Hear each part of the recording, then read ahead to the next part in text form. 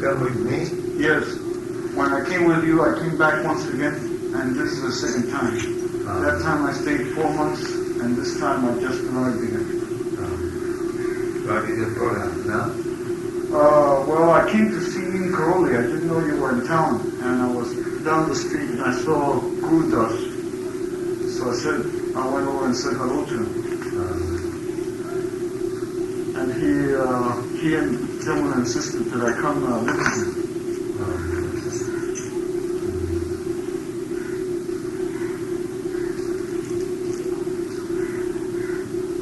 In Karoli, how do you know him?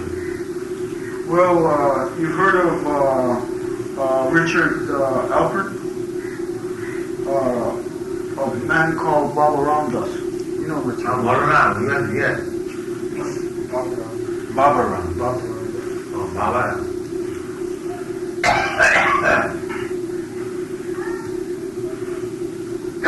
তোমার খাওয়া দিয়ে দেয় Last I saw you. From time to time I see yes. Now we have got 102 beds.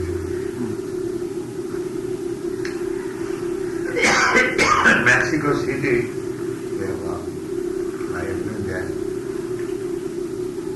Forget the name. Street. Very nice. Indian style. Mexico City building, almost Indian style. Yes. People are also almost Indian style. Well, Mexico and India are exactly the same opposite side of the world, like this. Antipode. Yes.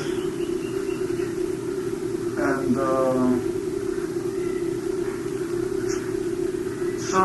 there's a few similarities in the religion, I think, because they have a fearful goddess like Mahakali. What's that, Mahakali? Like Mahakali, yes, very fearful. You know, she's her head comes from two serpents' heads. You know, two serpents' heads are together like this, making her face. And then she wears a skirt of skulls. Skulls. Kali, Mahakali. Like Mahakali, yes. That is what? That is religion? Well, before, when the Spanish were there. Name is Paplique. And she's supposed to represent the earth. Your parents live in Mexico City? No, not Mexico City, no Laredo. I have relatives in Mexico City. When I was there this summer, I went to visit one other Hindu establishment that comes down from Shankaracharya on the street Puebla, but I didn't know you had a branch in Mexico City at the time. They're also vegetarians. In Mexico they are vegetarians? Well, no, most Mexicans are not vegetarians, but these people who belong to Sankaracharya Sampradaya are vegetarians.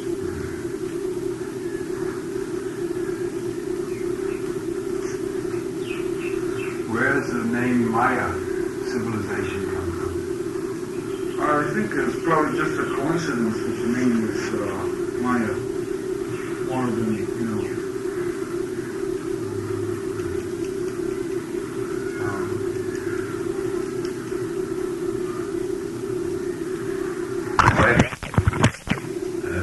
How's your health? Health is not very good. I'm not very sorry.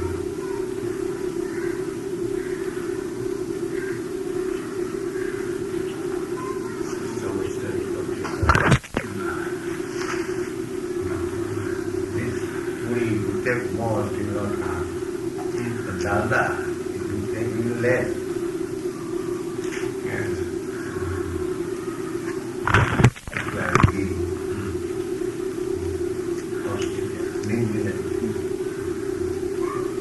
Mexico? No. There's good butter. Butter. very good butter. I suppose you could make good tea out of it. Butter, there's, like... many flowers, There's so many flower stalls. Yes. And there, in Mexico, where I saw Mahatma Gandhi. That was in Yes, in Mexico City they have many streets named after famous men. Yeah, Mexico City. Mahatma Gandhi.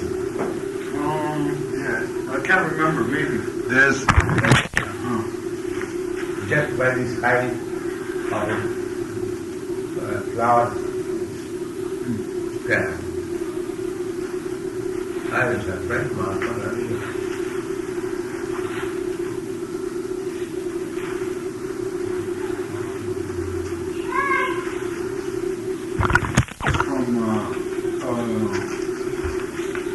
That illness you had when you came to India, when you were recovering from your stroke.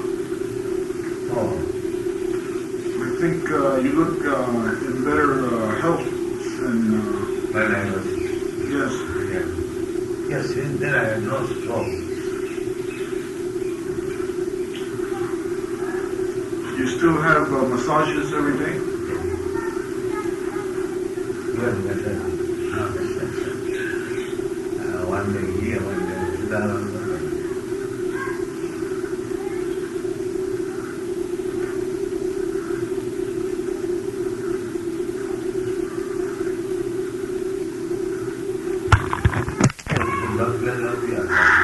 Pardon? Which Granda we are following?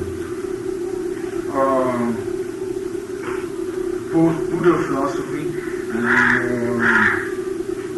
Vedanta and Krishna philosophy. I have a Tibetan teacher in Colorado. He also teaches Krishna? He teaches Buddhism.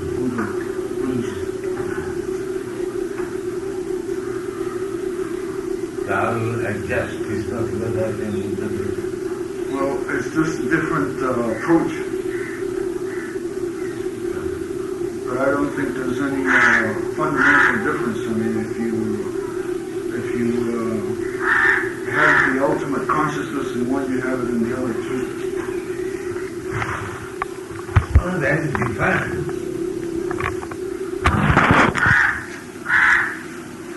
Buddha philosophy does not accept God.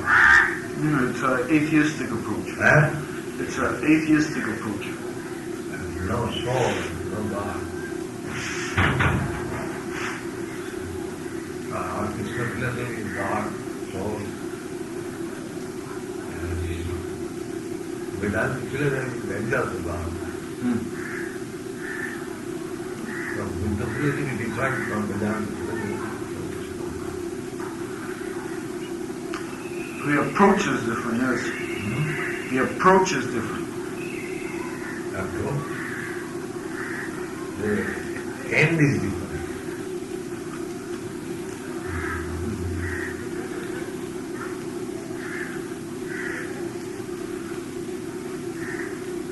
So how do you adjust with the philosophy and Krishna philosophy? There's a few paradoxes, all right, but anyway, I asked the same question to my Tibetan teacher, and because he was putting down everybody else and calling everybody else except his philosophy heretics.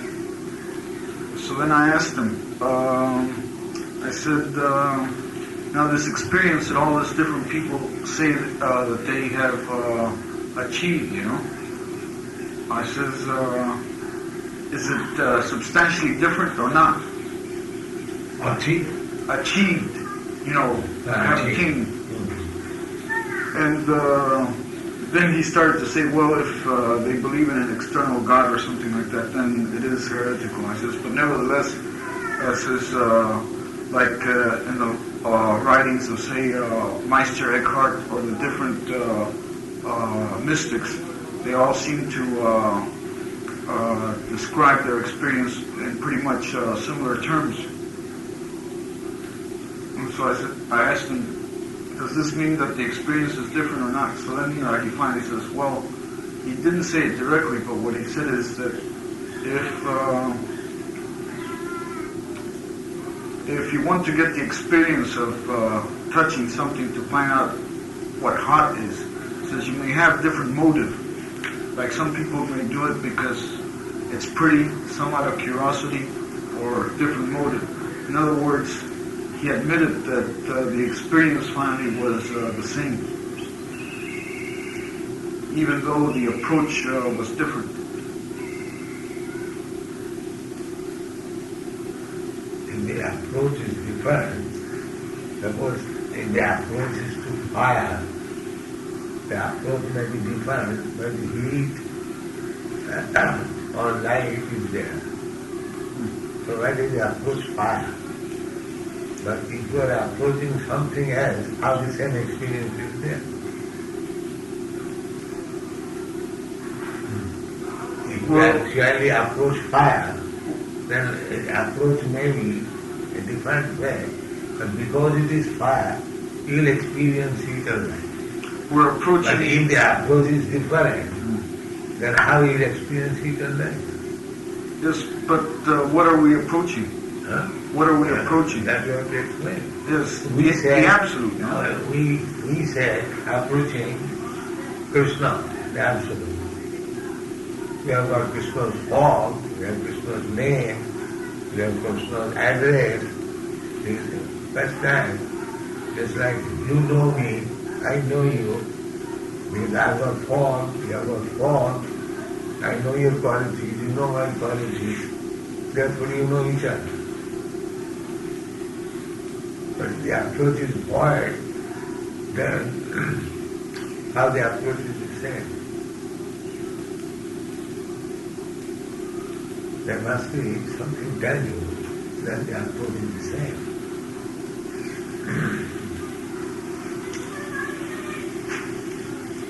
Well, I know your philosophy because I was very intimately involved with it.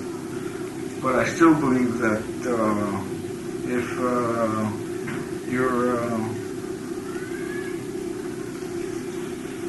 you may have a different style, and you may call it Krishna consciousness, or you may call it nirvana. But I think that ultimately it's... I can explain Krishna consciousness, but you cannot explain nirvana. That is ridiculous. I can explain my position, but you cannot explain your position. How is it that I cannot explain my Then position? explain what you mean by nirvana. Well, it's the ultimate state of consciousness. And then what is nirvana? Then you do not know the meaning of nirvana. Nirvana means finished.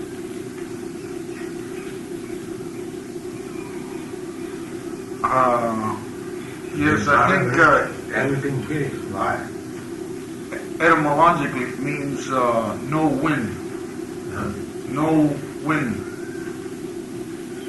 No The wind. root of the word, I believe, means no wind. There's no wind. No. You can derive many meanings, but nirvana means just like flame is there, extinct.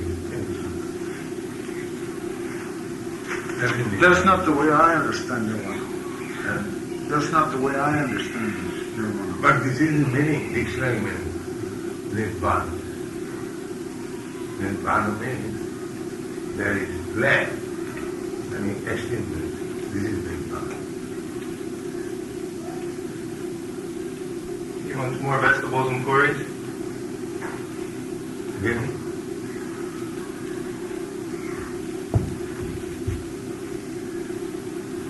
Oh, no, not one. Yeah.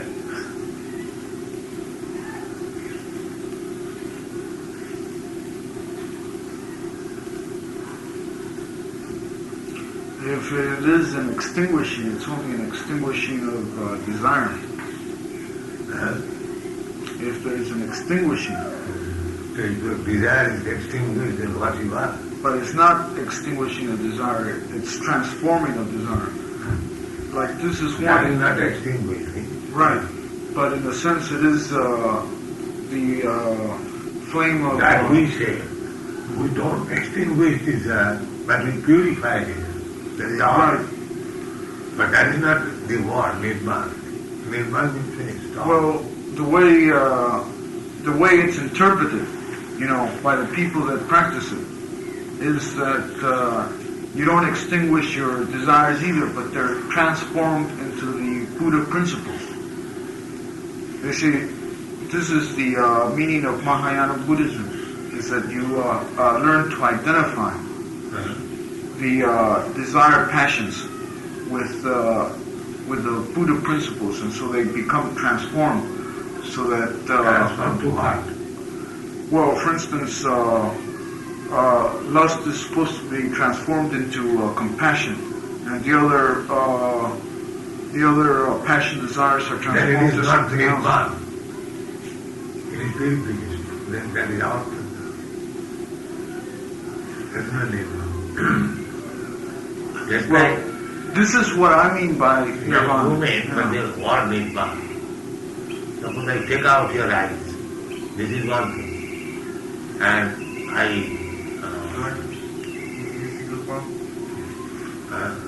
go forward. Suppose I take out your eyes, that is Nirman. And if there is some disease, I cure it. That is purification. Suppose cataract. Cataract operation. Well, whatever the origins of the word may be etymologically, the way it's used by the people that I'm studying with, and the way I understand the meaning of the word is a little different than meaning just sheer nothingness. Sheer nothingness is supposed to be a misunderstanding of what nirvana is. You have to understand as it is in the dictionary. Well, as it is used by people. And you have to understand it as it's used, and by the people who are using this word. Nirman means, I have already explained, this is the people say, those who know Sanskrit, Nirman means extinguished. But now he may have different meaning. Right. Words change meaning as time goes on.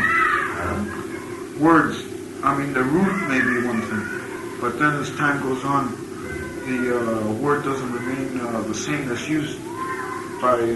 But anyway, you can give your own meaning. What do you mean by Nirman?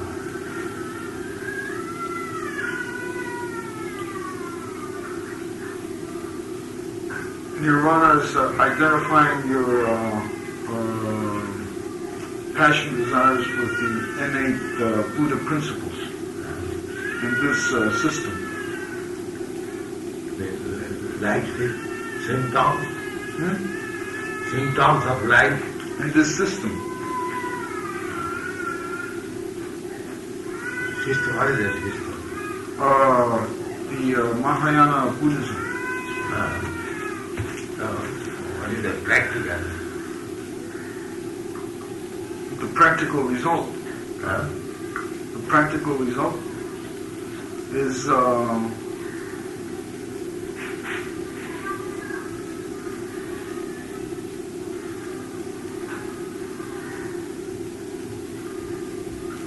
don't see it as being far different from Krishna consciousness, though the approach may be different. All Krishna consciousness is straightly always thinking of Krishna. It is directly always thinking of Krishna. So offer obeisances to Krishna, to worship Krishna, to become devotee of Krishna. Where is Krishna? Buddha is Krishna. Huh? Buddha is Krishna. Buddha is Krishna that I know, but So that if those who do this, they do not know. They do not know. We know, but they do not know. So that Neither if they you're agree so to believe. if you're aware of Buddha, then you're aware of You should talk from the platform of Buddha. We know the secrets. How I understanding of Buddha that he is incarnation of Krishna. But the Buddhists they do not believe. No, they've rejected the Vedas. Yes. But we say But I'm not trying to set up to argue a sect against sect. that's not it. No. It is a question of philosophy. We are rejected, we know, just like we. We are devotee of Lord Buddha. They are some of the Prabhupada, Srila, we verify Lord Buddha. Because we know what is Buddha. Sadaya Hridaya Darusita Vasudhata. So, we know perfectly well because he is incarnation of Krishna. But those who are cheated by Buddha, from their point of view, I want to know what they understand. Now, why would Buddha want to cheat people? Yes, cheated because they did not believe in God. So, but he is God. He is God. Therefore, he says, what I say you believe. That means he is cheating them. He didn't say that. Huh? Buddha didn't say that. Then why do you study Buddha philosophy? Well, he said you study Buddha philosophy to arrive at principles of truth, but That's what all Buddha right. said, Buddha philosophy. what Buddha said was, he says, don't accept anything because I tell it to you. Don't accept anything because it's been believed for a long time by many people in many different places. He says, only believe that which you find true for yourself and that is for your own good and for the good of others. Still they are teaching something. But he's pointing at how to arrive at principles of truth. This is more of an independent approach. He's not. I don't think he was trying to cheat anybody, but he was trying to. Not cheat in this sense. Sometimes that's why I cheat my child. The father is not cheated. But sometimes it requires. He tells him that forest leaves are made out of gold to keep the child from crying. Yes. So the father's cheating is not cheating. But from external point of view, it is cheating. You want something, I give something. That is cheating.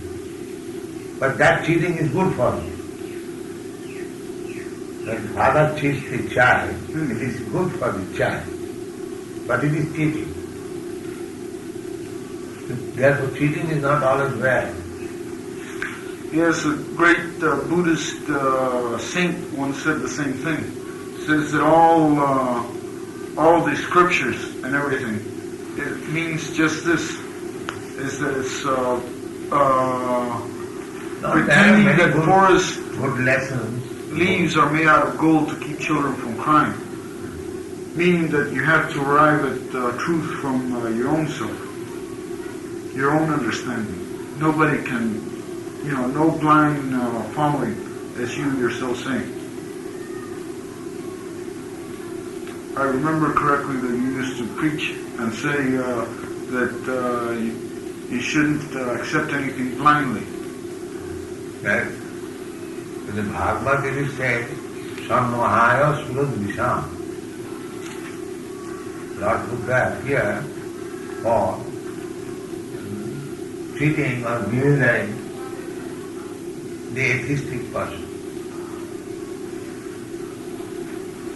They do not believe in the substances, they did not believe in God. But God is there. Lord Buddha himself is God.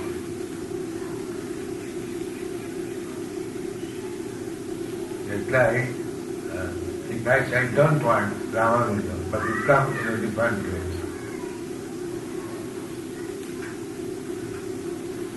The Ravan is there, but I am thinking he is not Ravan. Similarly, God is there, Buddha, but they are thinking that they don't believe in God. This is true. God is there. They are worshipping that Buddha.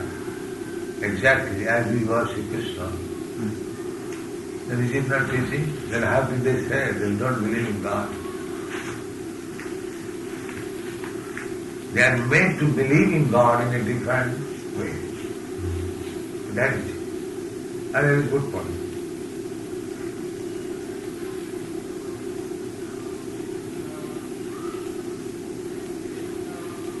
And that is it in this world.